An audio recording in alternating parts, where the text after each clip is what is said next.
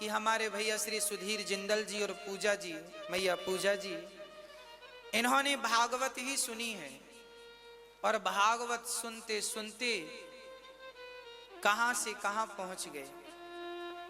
हाँ, भागवत जब आप श्रवण करते हैं तो भागवत आपके भीतर प्रवेश करती है और भीतर पहुंचकर वो आपके जीवन की सारी नकारात्मकता निकालकर हृदय को पॉजिटिव करती है, सकारात्मकता से भर देती है। आपके जीवन में जो पितृ दोष हैं, आपके घर में अशांति है, भागवत सुनने के बाद मैं विश्वास दिलाता हूं वो शांति जरूर होती है। घर का वातावरण शुद्ध हो जाता है। जैसे लाइट जलाने से अपने आप घर का अंधकार स्वतः ही नष्ट हो जाता है, ऐसे भागवत श्रवण करने मात्र से जीवन के सारे ताप संताप रोग व्याधि समाप्त अपने आप हो जाती हैं। भागवत रोगियों का रोग दूर करते हैं। मैंने आपको बताया था ना कि परसों नरसों एक बहन आई, उन्होंने बताया कि हमारी बहन 40 साल से बिस्तर पे पड़ी है, ना बोलती हैं ना हाथ पांव चलते हैं, बिस्तर में ही उनके माता पिता सारा काम करते हैं उनका।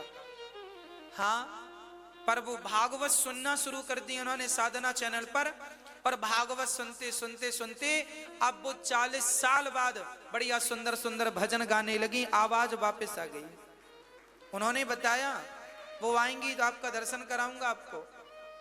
ये चमत्कार कैसे, क्यों? ये भागवत के चमत्कार हैं।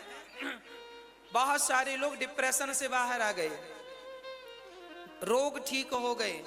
भागवत सब कुछ, भगवान तो भगवान है ना, वो सब कुछ जानते हैं। तो भागवत जी सब प्रकार से कल्याणकारी हैं।